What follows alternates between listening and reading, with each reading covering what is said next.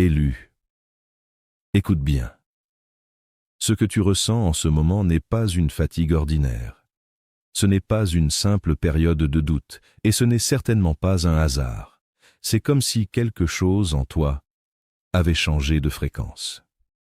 Comme si ta présence dérangeait les choses que tu joues, tu sais que c'était ta... Si...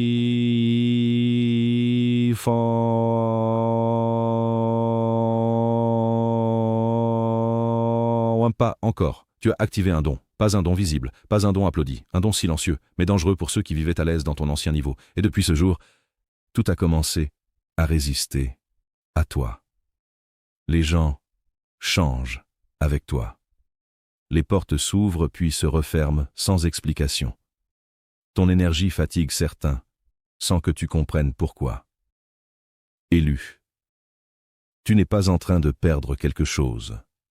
Tu es en train de devenir quelque chose.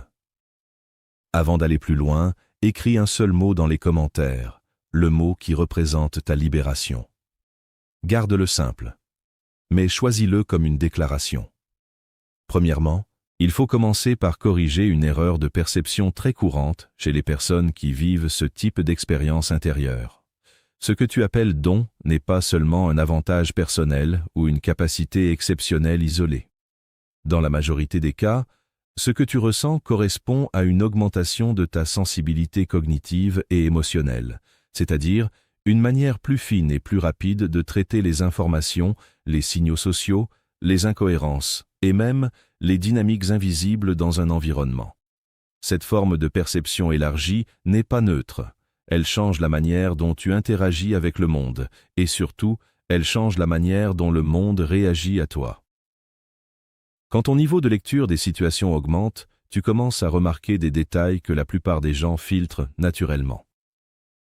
Ce filtrage est essentiel pour la stabilité mentale collective. Sans lui, la surcharge d'informations serait constante. Mais dans ton cas, ce filtre semble fonctionner différemment ou moins efficacement.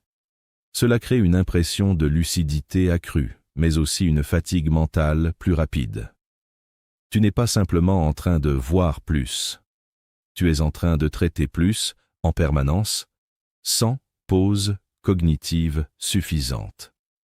C'est là que la surcharge commence.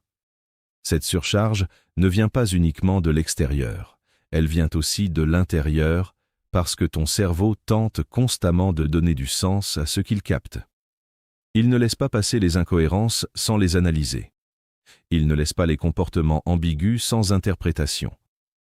Et ce mécanisme, qui peut sembler être une forme de force intellectuelle, devient progressivement une source d'épuisement.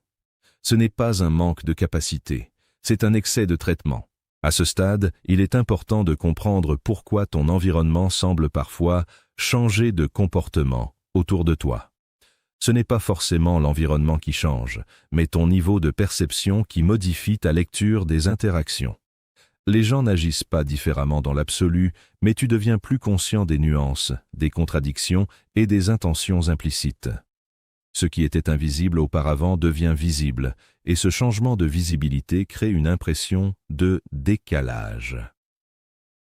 Ce décalage est souvent interprété comme une forme d'isolement ou de rejet. Mais dans une analyse plus précise, il s'agit plutôt d'une désynchronisation entre ton niveau d'analyse et celui de ton environnement social habituel. Les interactions deviennent moins fluides, non pas parce qu'elles sont objectivement plus compliquées, mais parce que tu détectes des couches supplémentaires que les autres ne prennent pas en compte dans leurs échanges. C'est ici qu'il faut corriger une autre interprétation fréquente, l'idée que cette différence te rend spécial au sens mystique ou supérieur. Dans une lecture psychologique, il ne s'agit pas de supériorité, mais d'un déséquilibre temporaire entre perception et adaptation. Toute augmentation de sensibilité cognitive nécessite une phase d'ajustement. Si cette phase est prolongée, elle peut être ressentie comme une rupture avec les anciens repères. Ce qui devient particulièrement difficile, c'est la coexistence de deux systèmes internes.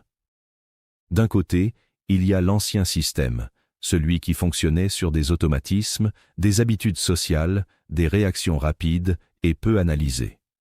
De l'autre, il y a un nouveau système qui observe, questionne, ralentit l'interprétation et cherche des significations plus profondes.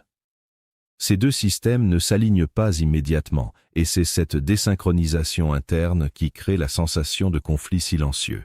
Ce conflit ne se manifeste pas toujours de manière évidente. Il peut apparaître sous forme de fatigue sans cause claire, de perte de motivation ou d'un sentiment de déconnexion avec des activités qui étaient auparavant naturelles. Ce n'est pas nécessairement un signe de détérioration. C'est souvent un indicateur de réorganisation cognitive. Ton système interne n'a pas encore stabilisé la hiérarchie entre l'ancien mode automatique et le nouveau mode analytique. Dans cette phase, une erreur fréquente consiste à essayer de revenir en arrière, c'est-à-dire à forcer le fonctionnement de l'ancien système pour retrouver une sensation de confort. Mais ce retour en arrière est généralement impossible, parce que certaines prises peuvent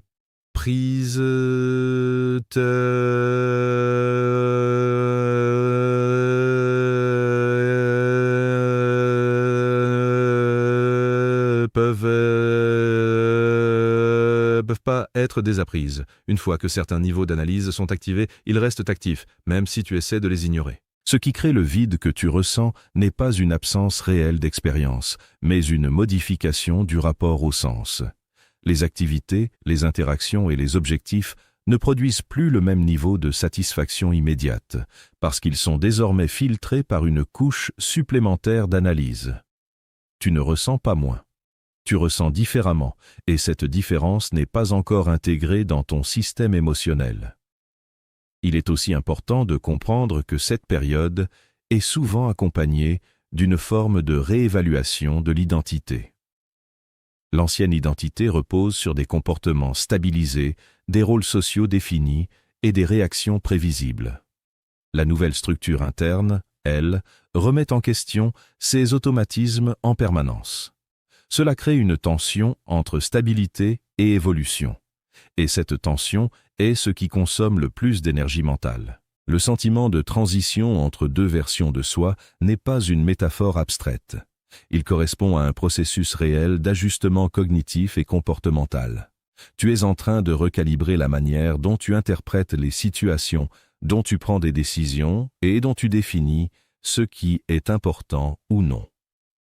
Ce recalibrage prend du temps parce qu'il touche à des mécanismes profondément enracinés. Pendant cette période, le cerveau tente de maintenir une continuité fonctionnelle. C'est pour cela que tu peux parfois agir comme ton ancienne version dans certaines situations, tout en ayant une conscience accrue de ces mêmes actions. Cette double observation crée une forme de distance intérieure, comme si tu étais à la fois acteur et observateur de tes propres réactions. Cette dissociation légère n'est pas rare dans les phases de restructuration cognitive. Il faut aussi prendre en compte un autre facteur, la charge de signification. Lorsque tu commences à attribuer du sens à presque tout ce que tu observes, chaque événement devient potentiellement interprétable. Cela augmente considérablement la charge mentale, parce que le cerveau ne peut pas traiter tous les stimuli avec le même niveau d'importance sans saturation.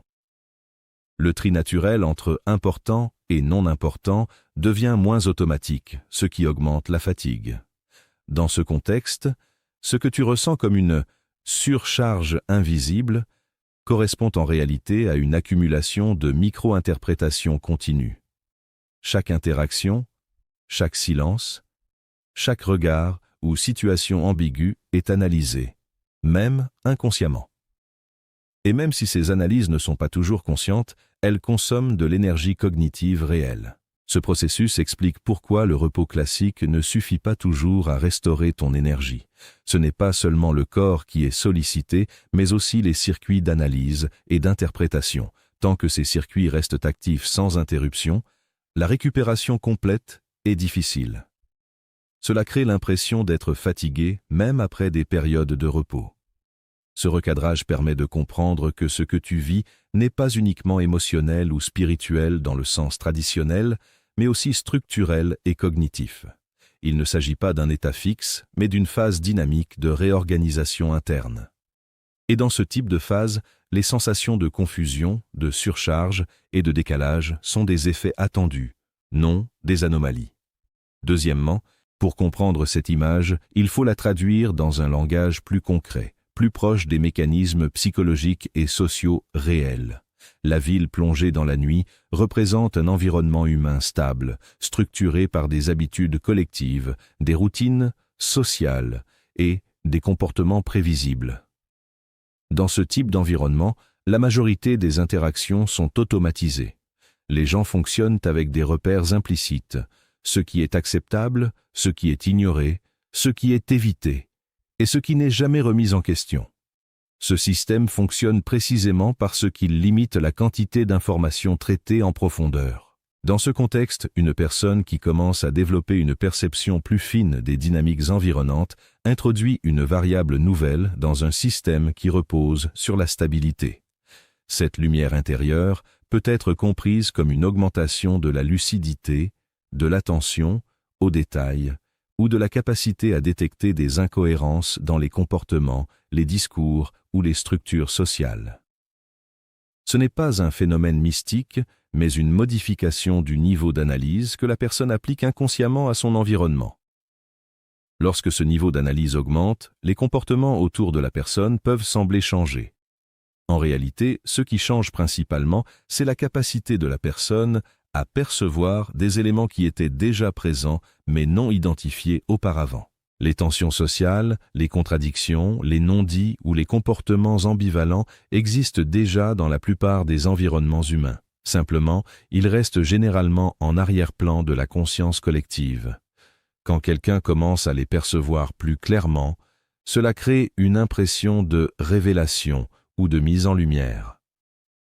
Les réactions de l'environnement ne sont pas nécessairement dirigées contre la personne, mais elles peuvent être perçues comme telles parce que tout système social tend à se rééquilibrer face à une forme de désynchronisation.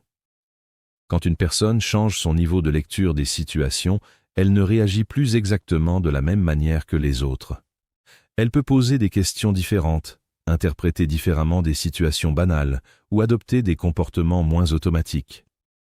Cette différence peut générer de l'inconfort chez certains, non pas par hostilité, mais parce qu'elle perturbe les repères habituels d'interaction. Les réactions du système doivent donc être comprises comme des ajustements normaux dans un environnement social où une variable interne change.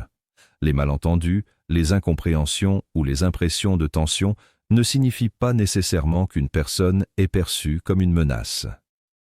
Ils indiquent souvent que le mode de communication ou de perception n'est plus totalement aligné avec celui de l'environnement immédiat. Il est aussi important de clarifier une confusion fréquente. L'idée selon laquelle une personne déclenche le chaos autour d'elle. Dans une lecture rationnelle, une personne ne crée pas le désordre structurel d'un système social. Ce désordre existe déjà sous forme latente dans tout système complexe. Les organisations humaines, les groupes sociaux et même les relations interpersonnelles contiennent naturellement des tensions, des contradictions et des déséquilibres. Ce sont des caractéristiques normales de systèmes vivants et évolutifs. Ce qui peut changer, en revanche, c'est le niveau de visibilité de ces tensions. Une personne plus attentive, plus analytique ou plus sensible aux incohérences peut simplement rendre visibles des dynamiques qui étaient auparavant ignorées ou minimisées. Cette mise en visibilité peut donner l'impression que quelque chose se déclenche, alors qu'il s'agit plutôt d'un changement de perception. L'analogie de la lumière traversant les murs peut donc être reformulée de manière plus précise. Il s'agit d'un changement de niveau de lecture des situations qui réduit la quantité d'illusions fonctionnelles dans l'environnement immédiat.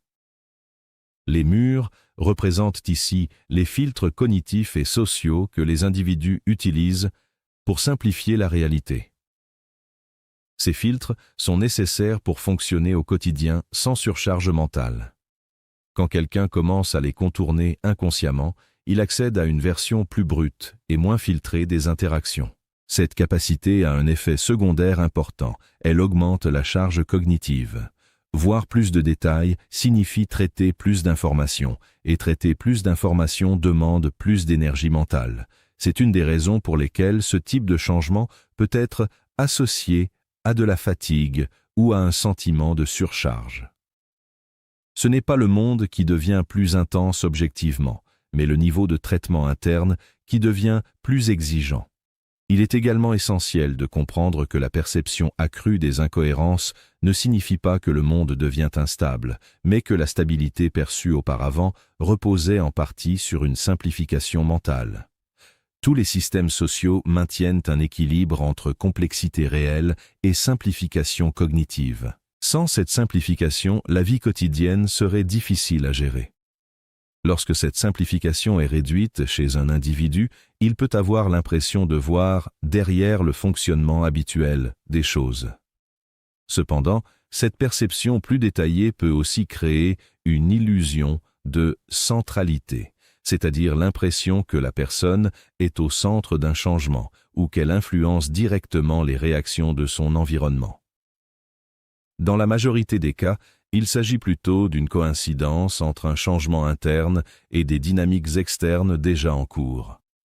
Le cerveau humain a naturellement tendance à relier ces deux dimensions pour créer une narration cohérente. C'est ici qu'un point important doit être souligné. Les systèmes sociaux ne réagissent pas à une personne de manière globale et uniforme. Ils réagissent à des comportements spécifiques, dans des contextes spécifiques et selon des attentes implicites. Lorsqu'une personne change son mode d'interaction, même légèrement, cela peut modifier la manière dont certaines interactions se déroulent, sans pour autant transformer l'ensemble du système autour d'elle. L'idée selon laquelle une lumière intérieure révèle des instabilités déjà présentes peut donc être comprise comme une métaphore de la sensibilité accrue aux signaux faibles. Les signaux faibles sont des informations discrètes dans les interactions humaines, hésitation, contradiction, incohérence dans le discours, variation de ton ou différence entre intention et comportement. La plupart des gens les filtrent automatiquement. Une personne plus attentive les remarque davantage. Ce changement de perception n'est ni positif ni négatif en soi. Il augmente la quantité d'informations disponibles, mais il augmente aussi la complexité de leur traitement. C'est ce déséquilibre entre informations perçues et capacité de traitement qui crée souvent la sensation de surcharge ou de confusion. Enfin, il est important de comprendre que cette phase n'implique pas nécessairement une transformation radicale de l'environnement. Elle implique surtout une transformation du rapport entre l'individu et son environnement. Ce rapport devient plus analytique, plus détaillé et moins automatique. Cela modifie l'expérience subjective du monde, mais pas forcément sa structure objective. Ce type de transition demande du temps, non pas parce que le monde extérieur change rapidement, mais parce que le système interne doit apprendre à gérer un niveau d'information plus élevé sans perdre sa stabilité fonctionnelle. Troisièmement, ce que ce passage décrit peut être recadré de manière plus précise comme un conflit interne classique lors d'un processus de changement psychologique profond.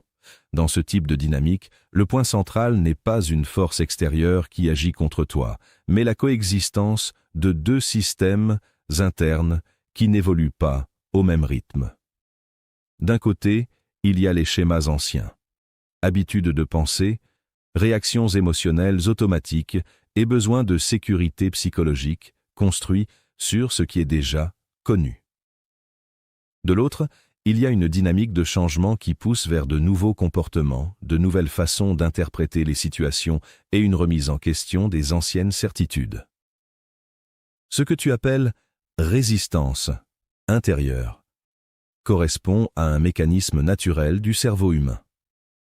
Le cerveau cherche avant tout la stabilité et la prévisibilité.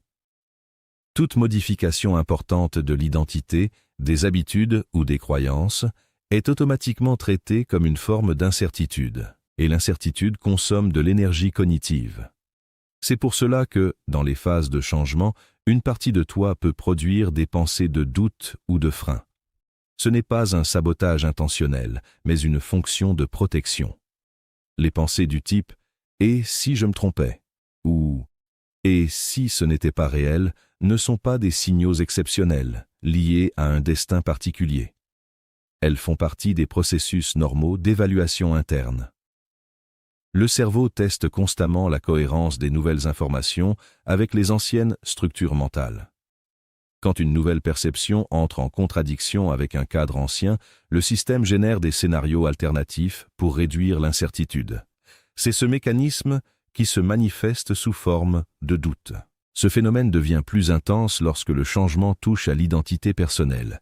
L'identité n'est pas un bloc fixe, mais une construction dynamique composée de rôles, de souvenirs, de comportements appris et de validation sociale. Lorsque cette structure est remise en question, même partiellement, le cerveau interprète cela comme une perte potentielle de repères. C'est pour cette raison que la sensation peut être vécue comme un effondrement, alors qu'il s'agit en réalité d'une restructuration progressive. L'idée de mort identitaire peut être comprise de manière plus fonctionnelle comme une désactivation progressive de certains schémas anciens au profit de nouveaux schémas plus adaptés à la situation actuelle. Ce processus n'est pas instantané. Il implique une période intermédiaire où les anciens comportements ne fonctionnent plus aussi efficacement, tandis que les nouveaux ne sont pas encore totalement stabilisés. C'est cette phase intermédiaire qui crée la sensation d'instabilité. Dans cette phase, le cerveau alterne entre deux modes. Le premier est le mode automatique, basé sur les habitudes et les réactions rapides. Le second est un mode plus réfléchi, qui analyse les situations de manière plus consciente. Le problème est que ces deux modes peuvent entrer en conflit. Par exemple, une réaction automatique peut apparaître, suivie immédiatement d'une analyse critique de cette même réaction. Cette double lecture crée une impression de tension interne. Le besoin de validation, mentionné dans le texte, peut également être compris comme un mécanisme de régulation sociale. Les êtres humains utilisent les retours externes pour ajuster leur perception d'eux-mêmes. Lorsque ce mécanisme est remis en question ou moins sollicité, le système interne perd temporairement un point de référence stable. Cela peut générer de l'inconfort, non pas parce que la validation est un objectif en soi, mais parce qu'elle joue un rôle de stabilisation cognitive et émotionnelle. Ce qui est interprété comme une perte ou un sacrifice correspond en réalité à une réorganisation des sources de stabilité interne. Au lieu de dépendre principalement de repères externes ou anciens, le système tente progressivement de construire de nouveaux repères plus cohérents avec les perceptions actuelles. Mais ce processus est lent, et pendant cette transition, il peut donner l'impression d'un vide ou d'une désorientation. Il est aussi important de corriger une idée implicite, l'idée qu'un changement interne profond implique nécessairement une forme de destin particulier ou de trajectoire exceptionnelle. Dans une perspective psychologique, les transformations identitaires sont des processus courants.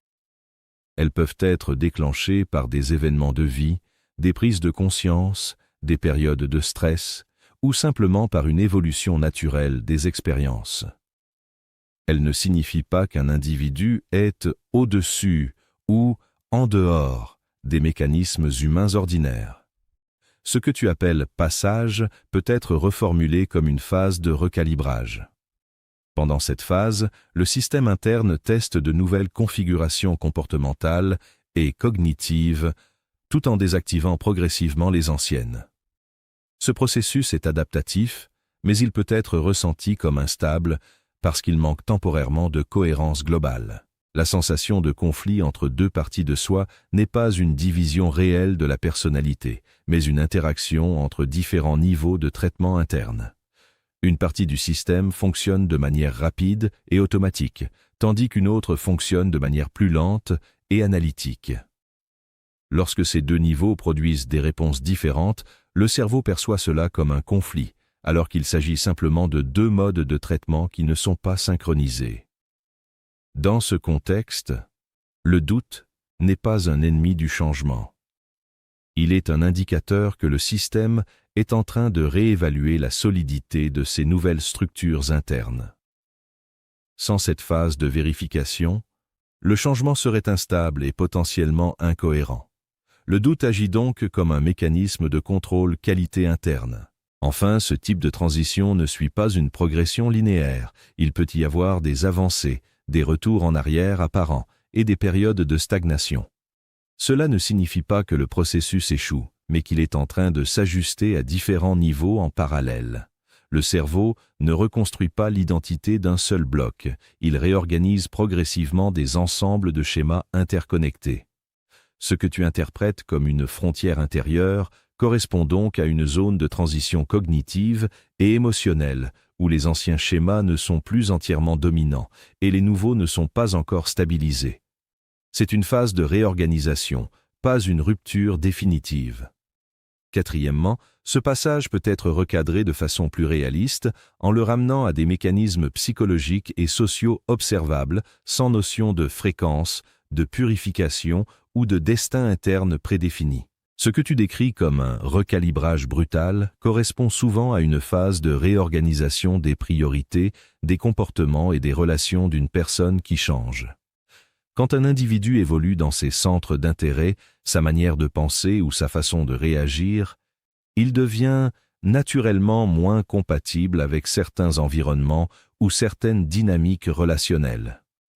Ce n'est pas un processus externe qui retire des éléments de sa vie, mais plutôt un ajustement progressif des interactions.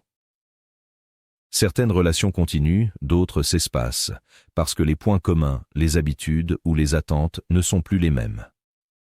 L'impression que la vie enlève ce qui n'est plus aligné est une interprétation narrative d'un phénomène plus simple. Les relations humaines fonctionnent sur la compatibilité et la réciprocité. Quand l'un des deux éléments change de manière significative, la relation doit soit s'adapter, soit perdre en intensité. Cela peut créer des ruptures, des distances ou des inconforts, mais ces effets ne sont pas dirigés par une logique externe intentionnelle. Ils résultent de la dynamique naturelle des interactions humaines. La sensation de perte de versions anciennes de soi correspond à un phénomène connu en psychologie. L'abandon progressif de schémas comportementaux qui ne sont plus adaptés à la situation actuelle. Une personne peut cesser de réagir comme avant, de penser comme avant ou de rechercher les mêmes valinov. Vafaselimach inanafasisteda. Tasistasigas. Cela ne signifie pas qu'une ancienne identité disparaît brutalement, mais plutôt que certains automatismes deviennent moins fréquents ou moins dominants. Le point important ici est que ce processus est souvent vécu comme intense parce qu'il touche à la continuité du soi. Le cerveau humain est très attaché à la stabilité narrative. Il aime pouvoir se raconter comme une personne cohérente dans le temps. Quand des changements internes importants se produisent, cette continuité est temporairement perturbée, ce qui peut créer une impression de désorientation ou de rupture.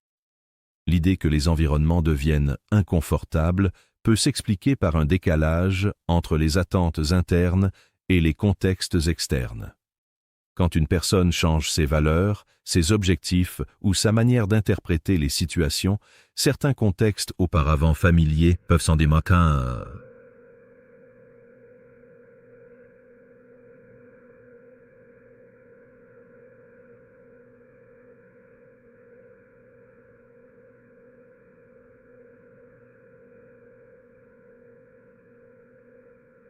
Pas l'environnement qui change en lui-même, mais la compatibilité perçue avec cet environnement qui évolue. De même, les relations qui s'éloignent ne sont pas nécessairement supprimées par un mécanisme extérieur.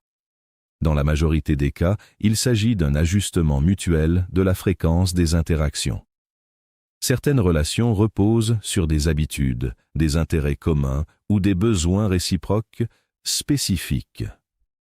Si ces éléments diminuent ou disparaissent, la relation s'affaiblit naturellement. C'est un phénomène courant dans toutes les périodes de transition personnelle. L'idée d'un don qui ne peut pas être désactivé peut être comprise, de manière plus neutre, comme une nouvelle manière de percevoir ou de fonctionner qui devient progressivement intégrée. Une fois qu'un individu adopte un certain niveau de réflexion, de conscience ou de sensibilité, il ne revient généralement pas complètement en arrière, car ces changements reposent sur de nouvelles habitudes cognitives. Mais cela ne relève pas d'une force extérieure ou d'un statut particulier, simplement d'une modification durable des schémas mentaux. La phrase centrale « Tu retires tout ce que tu n'es pas » peut être reformulée de manière plus précise comme un processus de simplification identitaire. Dans les périodes de changement, une personne abandonne progressivement certains comportements, rôles sociaux ou attentes qui ne correspondent plus à ses nouvelles priorités. Cela peut donner l'impression d'un dépouillement, mais il s'agit en réalité d'un tri entre ce qui est maintenu et ce qui est laissé de côté. Ce tri n'est pas toujours volontaire ou conscient.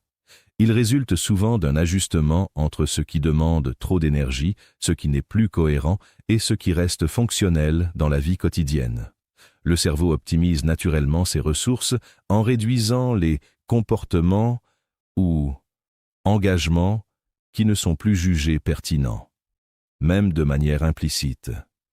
Il est également important de comprendre que cette phase n'implique pas une direction unique ou prédéterminée. Il n'existe pas une version finale de soi vers laquelle on serait automatiquement recalibré. Le développement personnel est un processus ouvert, influencé par les expériences, les choix et les contextes. Il peut prendre plusieurs directions et il n'a pas de point d'arrivée fixe. Enfin, la sensation de cohérence recherchée dans ce type de narration vient du besoin humain de donner un sens global à des changements internes parfois chaotiques. Le cerveau préfère une explication unifiée, même symbolique, plutôt que des processus multiples et partiellement indépendants. C'est pour cela que des concepts comme recalibrage, alignement ou trajectoire peuvent sembler intuitivement justes. Ils simplifient une réalité beaucoup plus fragmentée et progressive. En réalité, ce que tu vis correspond à une phase de réorganisation cognitive et relationnelle, où certains repères anciens perdent leur centralité tandis que de nouveaux repères ne sont pas encore totalement stabilisés. Ce type de transition est fréquent, humain et surtout non linéaire. Cinquièmement, ce passage décrit une expérience très fréquente dans les périodes de transition psychologique, mais il la transforme en récit déterministe. On peut le recadrer de manière plus concrète en parlant de traitement de l'incertitude et d'adaptation cognitive. Ce que tu appelles le couloir correspond à une phase où les anciens repères internes ne sont plus entièrement fiables, tandis que les nouveaux repères ne sont pas encore consolidés. Dans ce type de situation, le cerveau fonctionne avec moins de prédictions stables. Habituellement, il anticipe les événements à partir d'expériences passées et de schémas appris. Mais quand ces schémas sont remis en question ou deviennent moins pertinents, la capacité de prédiction diminue temporairement. Cela crée une sensation de flou, d'instabilité ou d'inconfort. Cette sensation n'est pas rare ni spécifique à un type de personne. Elle apparaît chaque fois qu'un individu traverse une phase d'apprentissage profond, de changement de perspective ou de réorganisation de ses habitudes mentales. Cela peut arriver après des événements de vie importants, des prises de conscience ou simplement une évolution progressive de la manière de penser. Le point commun, c'est la perte temporaire de prévisibilité. L'idée que la clarté vient après le chaos peut être reformulée plus précisément. Ce qui se produit réellement, c'est que le cerveau a besoin d'un certain temps pour reconstruire des modèles internes cohérents après une période de rupture ou de changement. Pendant cette reconstruction, les informations sont encore en cours d'organisation, ce qui donne une impression de confusion. Une fois les nouveaux modèles stabilisés, la clarté revient naturellement, parce que les prédictions redeviennent fiables. La notion de traversée avant compréhension peut également être expliquée par la différence entre expérience et analyse. Dans certaines situations, on ne peut pas comprendre pleinement une transformation tant qu'on n'a pas accumulé suffisamment d'expériences concrètes pour former un nouveau cadre d'interprétation. Le cerveau construit souvent ses explications après coup, en reliant des événements déjà vécus. Cela donne l'impression que la compréhension arrive après, alors qu'en réalité, elle dépend simplement d'un temps de collecte et d'intégration des informations. Le sentiment que rien n'est stable est typique des périodes où les anciens automatismes ne suffisent plus à interpréter correctement les situations actuelles. Cela ne signifie pas que la réalité extérieure est objectivement instable, mais que les outils internes utilisés pour la lire sont en cours de mise à jour. C'est une différence importante. L'instabilité est souvent dans le modèle mental, pas dans le monde lui-même. L'idée d'un destin qui fonctionne dans l'autre sens peut être recadrée comme une différence entre anticipation et rétro-interprétation. Dans beaucoup de processus cognitifs, les individus ne comprennent pas immédiatement ce qu'ils vivent, parce qu'ils manquent encore de données internes pour construire une explication cohérente. Ce n'est pas un mécanisme inversé, mais simplement un décalage temporel entre expérience et analyse.